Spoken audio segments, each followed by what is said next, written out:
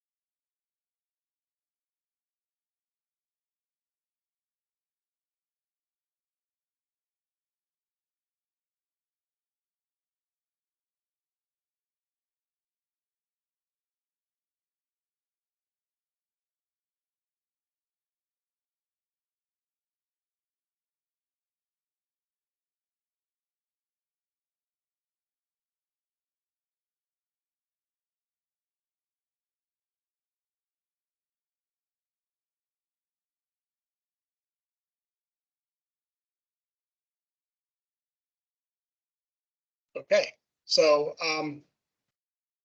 we are all set to go. Sean, are you prepared? I'm going to go ahead and get started if you're good.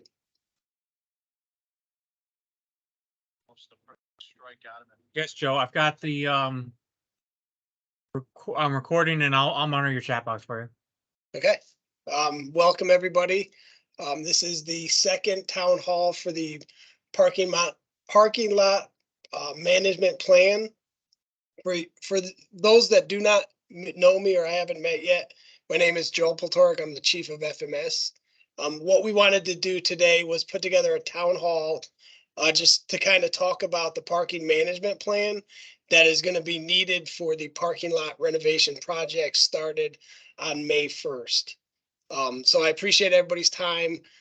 We felt like this was a good opportunity for an open discussion, answer any questions, introduce the project, and talk about the parking management plan. So feel free to interrupt me, or put questions in the chat throughout the presentation, because we want to make sure that we're addressing any questions that you all may have and addressing any concerns. So what I'm going to do is I want to give just a brief, well, a somewhat brief description of what the project is. We'll give you an overview of what you should expect to see. I'll get into the parking management piece of it. We'll talk about how we're going to manage the limited parking because of the project, and then we'll have ending, closing, frequently asked questions kind of discussion. So with that said, I'm going to go ahead and just proceed with this presentation. Okay, there we go. So essentially, I think everybody's familiar with the employee parking lot. So this renovation is specifically for the employee parking lot. There's a lot of concerns and issues that have been going on for years. This is going to do a number of things. It's going to make it more safe or more level. It's going to be there's going to be some added grading. The first piece that we're going to do is, everybody's aware of that big concrete barrier that divides the two sections. That's going to be removed. Another big piece of it is the stormwater management system. There's been a history of bad stormwater drainage and some vehicle damage. So this project is going to eliminate any issues with stormwater. It's going to provide a stormwater detention system beneath the parking lot. And with that system going below grade, it's going to allow us to regrade the parking lot to make it much more level and flat and safe for all the staff coming in and using the parking lot. It's gonna include some new lighting. It's gonna have all new overhead lighting that's gonna illuminate the parking lot 24/7. So it's gonna provide a much more safe environment for security purposes late at night, and also when we come and leave the facility, it's gonna be much better lit. Um, Another good positive for it is it's going to have a card swipe, or I'm sorry, a card reader instead of a swipe. So it'll be more efficient coming and going, or at least coming into the parking lot. It'll be a card reader. Um, and then we'll have some upgraded sidewalks. It's just gonna, I think a big part of the project is it's gonna be a much more safe surface. The potholes and some of the cracks and other things like that are gonna no longer be there. So it's gonna be a safer, I guess it's being done for safety purposes. So that's kind of the project and why we're doing it and what we can expect to see. Um, and this is kind of what it looks like. I'll just, yeah, obviously we're not going to pick up any spots. And the reason for that is that we are not gaining square footage, but it's going to be a much more efficient parking lot. So I'll just quickly go through this. We're going to have, we'll have three entrances, that'll remain. The concrete barrier is going to be gone. So you can just see the layout's a little more, symmetrical, I guess.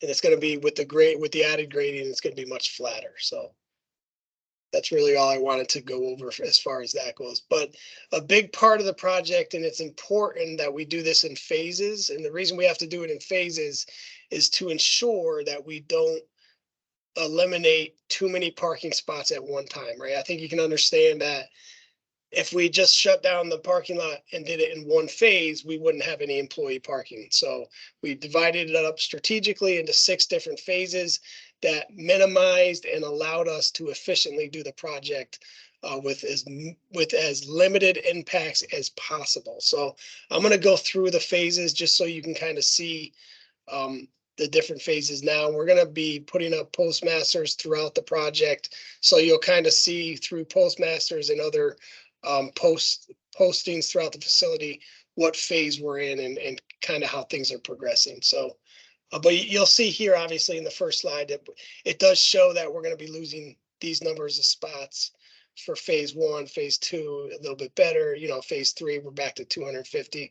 So I'll get more into the parking management plan, but the parking management plan is going to specifically talk about how we ensure that everybody has a parking spot when they come to work any day of the week. So I'll get more into that, but just quickly, I'm going to go through the phasing. Phase 1, you'll see the red boundary is areas within that boundary are going to be under construction, and that's where we're losing the parking. So you'll see phase 1, this area won't be available. However, the rest of the parking lot will be available. So we're losing 270 some odd spots for phase 1. So we've got to make that up in other areas of the facility. And then just phase 2, I'll just say, you see it's a little bit smaller, but again, this area is not going to be available, but you will have the rest of the employee parking lot to use. Self-explanatory, kind of same idea. We're at phase 4, final phase, and then phase 6 is basically after all the construction pieces are done. The phase 6 is where they lay the last layer of asphalt and then stripe the whole parking lot. We expect very minimal parking disruptions during phase 6, and most likely will have to be done on the weekends and at the night, during the night. So that kind of goes over the project. So I just want to make sure everybody's clear on what the project is. Then the next piece, I'm going to just speak to these bullets. And then after I speak to these bullets, I wanted to just kind of, I'll go over this. This is actually the parking availability during the project. So then I'll go over that in more detail with some options that will be available. I think for the most part, I already covered a lot of this. I think it's important everybody understands that we will have to use every single parking spot available on this property. So we're gonna have to be creative, and we're gonna be doing some things, and you'll see these measures taking place over the next week or so. So that's, just important to understand. And I think one other idea that I think we talked about is if you could give yourself a little more time, uh, coming into work, just to ensure if there are some concerns or issues on any given day, it gives you enough time to find a spot and then to report to work as needed. So we just ask that you be patient and show up, or provide a little more time before your shift begins. So I'll get more into it, but the staff parking is available. We're going to allow some spots at building 5. And then the visitors lot, we're going to use a portion of that for some parking. And then a few other locations throughout the property, as you'll see here in a minute. But the police department and FM Grounds will be providing support on a daily basis. You'll see them. The police department will be patrolling. We'll have FMS grounds guys and probably a few others just kind of out there. You'll see us, and we'll be directing people. We'll be indicating if we know a lot is full. We'll make sure that everybody's aware of that lot is full, so they're not driving around looking for a spot that's not there. So we're going to do our best. We'll be out there. You'll see us. If you need to, you can stop and ask us questions. We'll answer that with the information that we have. So that's one piece of what support we'll be providing. Well, I think it's important that you need to pay attention to the signage. I expect it to be pretty consistent, but we will be having to make adjustments as things come up. So just be paying attention to the directional signage and work with us through any adjustments that we have to make through the project. So I think that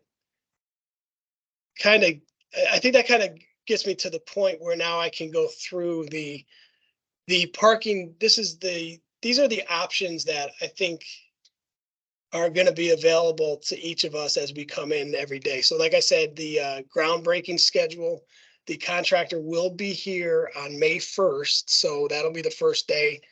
I'm pretty sure that's a Monday. Yeah, so that's going to be not next Monday, but the following Monday. Phase 1 is going to be implemented. That's the phase where we lose the back of the lot. So you have options. I think I'm going to kind of go through one direction. Coming in through the main entrance at the front of the building. You could use the employee parking lot or whatever available spaces in there. That's one option you'd have.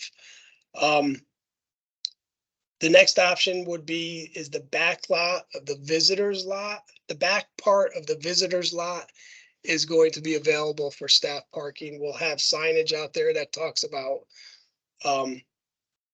overflow staff parking. There will be some level of barricades. Do not park to the right of that. The larger area up front here is going to be used for veterans. So obviously we're not going to allow any staff to park there. We will allow veterans to use the back of the lot. So it's not going to be closed off, but there will be some level of indication that you cannot park beyond a certain location. So those are the two big areas. We've got some smaller areas also that would be an option. 67, we have this area that's shown in red here. We've got roughly 10 spots that would be available to us to use. There's going to be signage there. This is a tricky situation here, just because the staff from building 67 need this lot. They've been gracious enough to allow us to use some of it. But again, there's signage there, so please do not park beyond that signage. You'll see here, I think probably the beginning of the next week here, this is the grassed area as we come into the employee entrance. We're actually going to put down some reinforcement matting and some stone, and we're going to do a curb cut, and we're going to be able to get a lot of spots. Not necessarily a lot, but we'll be able to get some parking available within this red boundary. If you can see where my cursor is, we're gonna cut the curb over on this side. So you'd have to come in around this way if you, hopefully you can see, I'll see my cursor, but that's gonna be the entrance. It's gonna be on the, it's gonna be, the entrance is gonna be adjacent to the garage. So you'll see there'll be fencing there, some signage. So I mean, I guess I would ask that it's gonna be built and installed so any type of vehicle can uh, can use this area. But just be cautious of that, that it is, it's gonna be gravel. We're gonna put down some reinforcement matting. So that's what we have there. And then the final spot that we've got is down around building 5. It's in the back of the property. You'd have to approach from Myrtle, but there's gonna be available spots down in the back also. So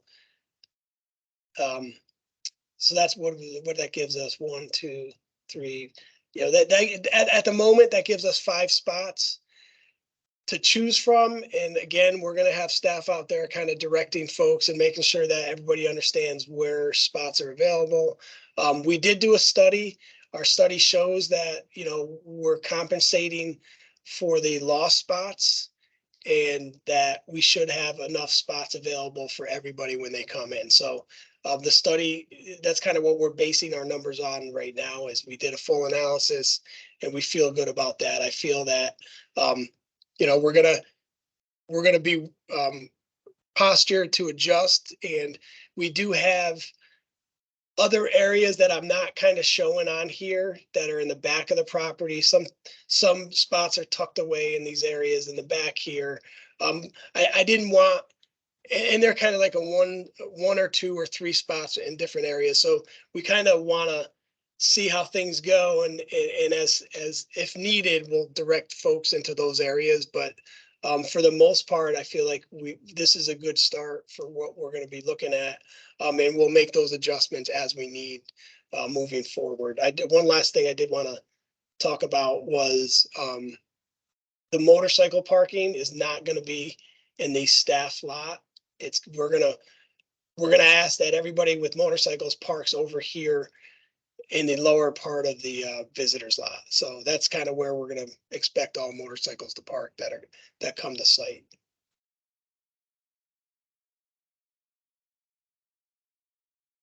I'm just trying to go over and through my thoughts. I think, I mean, so that covers the ideas. We're gonna have signage, folks out there directing people. So I just ask for your patience, and again, just give yourself a little bit more time in the morning to make sure you can get here when your shift starts. Got it, right? Yep. No, I'm listening. Thank you. All right, is there I just want to open it up, pause for a minute and see if there's any questions or anything in the chat that I may have missed.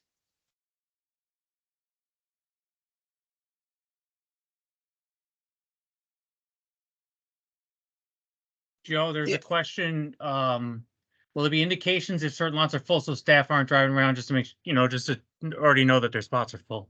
Yeah, so I think, yeah, that's the intent, right? I mean, it's going to be a challenge. We're going to have people out there doing our best to make sure that that does not happen. Yes, that is a part of the parking management plan.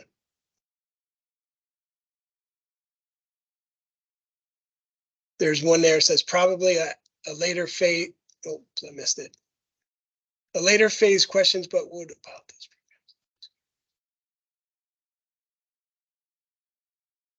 Yeah, so I think, as for the most part, I think people should do things as they regularly would. For example, using the government used cars. That shouldn't change. I mean, I think that's gonna be steady. I think that's gonna be the same as it always has been. Obviously we can't remove the government used vehicles. So I would say anybody using the government used vehicles, just go through the same routine that you're going through now. There was a proposal, I think, yesterday, that somebody suggested that maybe we try to manage, the individuals that are using the government owned vehicles to kind of exchange their, put their POV where the government vehicle is. In theory, I think that's a great practice. And if we can make that work, that's great. I think logistically speaking, I think it might be difficult, but I mean, I just asked for people to work with us in those manners to see how you could help minimize the parking impacts for this project. So those ideas are welcomed, and we will implement any ideas that would support this project for sure. I don't know if that answered the question or not. Okay. Yes, yes. Okay, so that kind of gets us, I mean, let me go through the frequently asked questions that we've gotten recently. What is the parking lot I'm looking at the screen if you can see. I went over the first one there. What is the parking lot repair project? I went through that. Okay, so when is construction start and end? So again, it starts on May 1st. That's in 2 weeks. And the schedule is to be done by the end of November, or at least before the snow falls or before the weather prohibits any more construction. Obviously, I just want to be honest that if the project, for whatever reason, was not able to get, phase 6 couldn't be completed before the snow fell, the contract does require that the contractor provide us a fully safe, functional parking lot. So there are things built into the contract where if they're coming towards the cold weather and they're not near completion, we can direct them to put in temporary asphalt, temporary lineage, or paint spots to ensure that we can safely park during the winter, similar to what we have out there now. So that's one thing I just wanted to make sure that people are aware of. We're not just going to lose, if they're in middle of phase 4, they have to wrap that up and then give us a safe working parking lot. That's a part of the contract. That's expected, and it will happen if that ends up being the case. The next question was, will construction be phased? I addressed that thoroughly. Joe, there is a question in the chat box. Is there any off-site parking available or a shuttle service? No, so we did our study and we did our due diligence, and we feel like we've got it covered using on-site parking. We are coordinating as kind of like a backup with some of our neighboring partners. But at this time, we do not have any off-site parking, and therefore would not need a shuttle. So, but we're still trying. I mean, I think that was like the discussion. I'll be honest that getting some people to give up parking in downtown Albany is not very, very likely, or I shouldn't say likely. It's not very easy. Everybody has parking problems. So to come in and ask for 50 spots, it's not received well. But we're working through it. I'm working with Albany Med right now. Hopefully we can work something out, but we have not secured anything yet.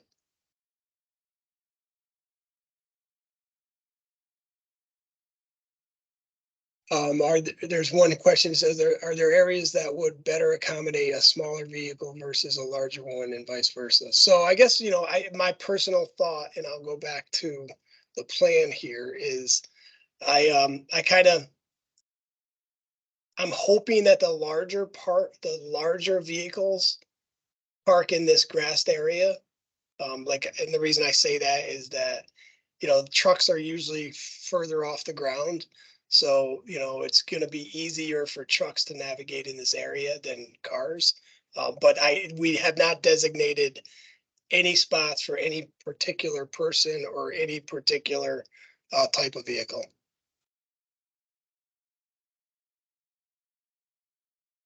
Joe, there's another question. For those that work 12-hour tours and leave in the dark, are there safety measures in place if we're parked in a remote area? I would assume it would be just like we are now. If any staff ever wanted to escort to their vehicle, the police will escort them to their vehicle. Right. So we're not. Yeah. Okay. Good call. So right. There's always the availability if somebody wants an escort, they can ask for it. But we're gonna have the same lighting, so the lighting will remain on throughout the project. So if you do leave in the dark or come in during the dark, the lot will be illuminated. And if we lose lighting, we can always install temporary lights in specific areas. And now that I'm kind of thinking about it, it's a good question. We probably should have some type of mobile lights down in near building 5 throughout the project.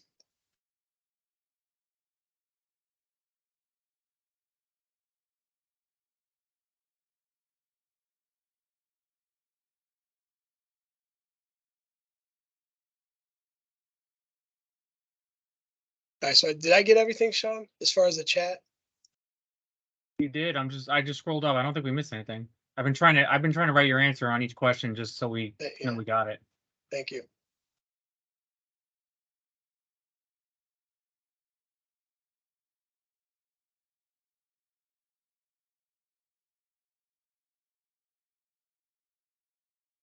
Okay, so I don't want to labor the discussion anymore, but I do want to make sure everybody's questions and comments have been addressed. You can reach me directly at extension 66935. That's 66935, and I'll put it in the chat. And I would just ask that you please call me if anything comes up. That's either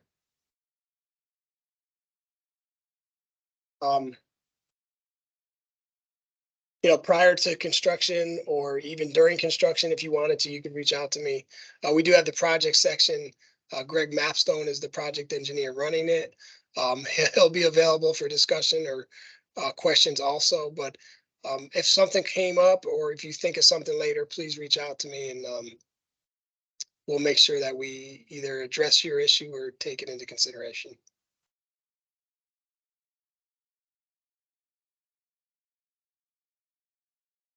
Sean, did you have any other comments or anything else to add? I don't, Joe. Thank you, everybody. If anybody misses, I'm going to take this recording because yesterday's we had a technical disruption and a couple of us got kicked off. I will take this recording and I'm going to send it out as a postmaster, hopefully in a little bit. Okay. All right. With that, I'm going to close. I appreciate everybody's attendance and hope you have a great weekend. And we'll talk Monday. Thanks.